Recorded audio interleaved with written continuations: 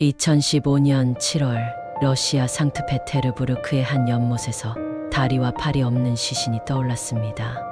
이 사건은 단순한 살인이 아니었습니다. 범인은 68세의 평범한 할머니 타마라 삼소노바. 그녀는 이웃을 살해하고 시신을 잔혹히 훼손한 혐의로 체포되었죠. 하지만 이건 시작에 불과했습니다. 그녀의 집에서 발견된 일기장은 그녀가 20년간 최소 11명을 살해했음을 암시했습니다. 오늘은 이 충격적인 연쇄살인 사건의 첫 장을 열어보겠습니다. 과연 그녀는 누구였을까요? 타마라 삼소노바는 1947년 4월 25일 러시아 크라스노야르스크에서 태어났습니다. 그녀는 모스크바 국립외국어대학교를 졸업한 엘리트로 상트페테르부르크의 고급 호텔에서 16년간 근무하며 안정적인 삶을 살았습니다. 남편 알렉세이 삼소노프와 함께 조용한 가정을 꾸렸고 이웃들은 그녀를 친절하고 조용한 노파로 기억했죠. 하지만 그녀의 내면은 달랐습니다. 1990년대부터 조현병 진단을 받고 세 차례 정신병원에 입원한 그녀는 점차 이상 행동을 보이기 시작했습니다. 이웃들은 그녀가 밤마다 혼잣말을 하거나 오컬트 책을 읽는 모습을 봤다고 증언했습니다. 이 평범한 할머니의 어두운 비밀은 언제부터 시작된 걸까요? 삼소노바의 연쇄살인은 2005년 그녀의 남편 알렉세이 삼소노프의 실종으로 시작된 것으로 보입니다. 알렉세이는 어느 날 갑작스럽게 사라졌고 삼소노바는 경찰에 남편이 집을 나갔다고 신고했습니다. 당시 경찰은 별다른 단서를 찾지 못했지만 2015년 그녀의 체포 후 발견된 일기장이 진실을 밝혔습니다. 일기에는 알렉세이를 죽였다. 그가 술에 취해 나를 모욕했다. 약을 먹이고 목을 졸랐다는 섬뜩한 기록이 있었습니다. 그녀는 남편의 시신을 절단해 상트페테르부르크 외곽의 숲에 버렸다고 적었죠. 이 사건은 그녀의 첫 번째 살인이었고 이후 그녀의 범행이 점차 대담해지는 계기가 되었습니다. 왜 그녀는 가장 가까운 사람을 살해했을까요? 2015년 7월 28일 상트페테르부르크 디미트로바 거리의 한 연못에서 훼손된 시신이 발견되었습니다. 피해자는 삼소노바의 이웃 79세 여성 발렌티나 우라노바였습니다.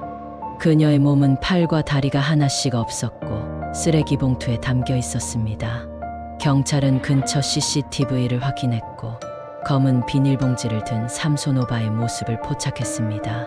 그녀의 아파트를 수색한 경찰은 충격적인 증거를 발견했습니다. 피 묻은 톱, 플라스틱 시트, 그리고 그녀의 일기장. 그 일기장에는 발렌티나를 죽였다.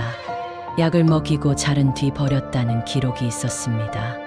이 사건은 삼소노바를 연쇄살인마로 의심하게 만든 첫 번째 단서였습니다. 삼소노바의 두 번째 피해자는 2003년 그녀의 아파트에 세입자로 들어온 44세 남성 세르게이 포트야닌이었습니다. 일기에 따르면 세르게이는 시끄럽고 무례했다고 적혀 있습니다. 그녀는 그를 차에 초대해 약이 든 차를 먹이고 의식을 잃은 그를 목 졸라 살해했습니다. 시신은 톱으로 절단되어 쓰레기 봉투에 담겨 강에 버려졌습니다. 이 사건은 경찰에 신고되지 않았고 세르게이의 실종은 단순한 이사로 여겨졌습니다. 하지만 2015년 일기장 발견 후 경찰은 그의 신원을 확인하고 삼소노바의 두 번째 살인을 입증했습니다. 그녀의 범행은 점차 체계화되고 있었습니다. 삼소노바의 일기장은 2000년대 초반부터 2015년까지 10여 명의 피해자를 기록했습니다. 2007년 그녀가 간병인으로 일하며 돌보던 82세 노인 마리아 페도로바가 실종되었고 일기에는 마리아가 너무 까다로웠다. 약을 먹이고 자른 뒤 버렸다고 적혀 있었습니다.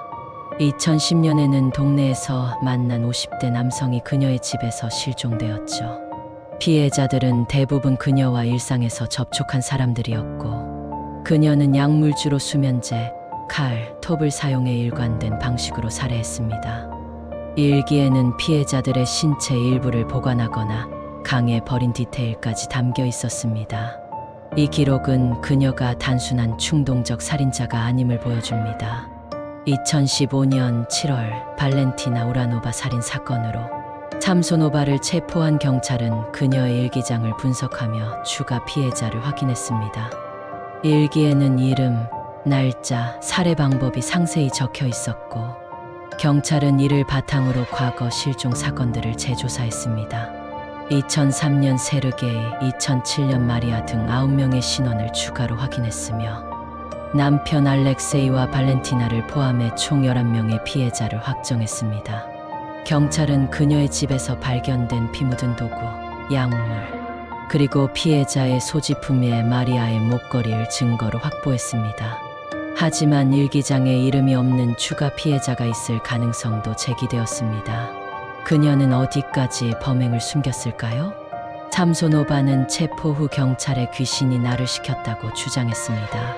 그녀의 조현병 병력은 이 주장을 뒷받침하는 듯했지만 정신과 전문가들은 그녀의 범행이 단순한 망상 때문이 아니라고 봤습니다. 그녀는 약물을 준비하고 시신을 절단하며 증거를 은폐하는 치밀함을 보였죠. 이웃들은 그녀가 오컬트 책과 주술에 심취했다고 증언했습니다. 일기에는 피를 보면 힘이 난다는 섬뜩한 문구도 있었습니다. 일부 전문가는 그녀가 살인 자체를 즐겼을 가능성을 제기했습니다.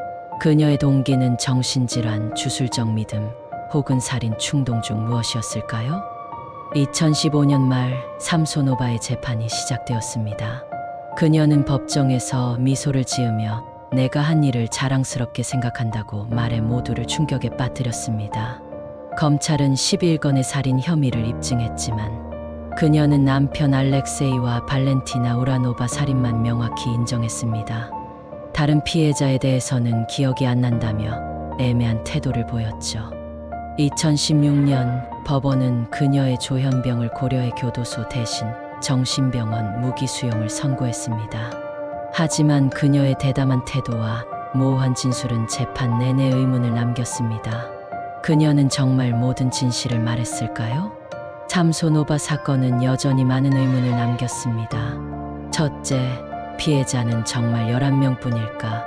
경찰은 일기장에 이름이 없는 추가 실종 사건을 조사했지만 증거 부족으로 결론을 내지 못했습니다. 둘째, 인육 섭취 의혹은 사실일까? 그녀의 집에서 발견된 이상한 냄새와 요리, 도구는 의혹을 키웠지만 명확한 증거는 없었습니다. 셋째, 그녀의 일기장은 단순한 기록일까? 아니면 자신의 범행을 과시하려는 의도였을까? 이 사건은 러시아 사회에 연쇄살인과 정신질환에 대한 논쟁을 불러일으켰고 그녀는 할머니 살인마라는 전설로 남았습니다. 타마라 삼소노바는 평범한 노파의 얼굴 뒤에 괴물 같은 본성을 숨긴 연쇄살인마였습니다. 그녀의 범행은 정신질환, 사회적 고립, 그리고 인간 내면의 어두움을 돌아보게 합니다. 이 사건은 러시아에서 정신병원 시스템과 실종 사건 수사에 대한 비판을 낳았죠. 여러분은 그녀를 어떻게 보시나요? 비극적인 정신질환자일까요? 아니면 냉혈한 살인마일까요? 댓글로 여러분의 생각을 나눠주시고 이 미스터리의 진실을 함께 고민해보세요. 다음 이야기에서도 더 충격적인 사건으로 찾아뵙겠습니다. 구독과 알림 설정을 잊지 말아주세요.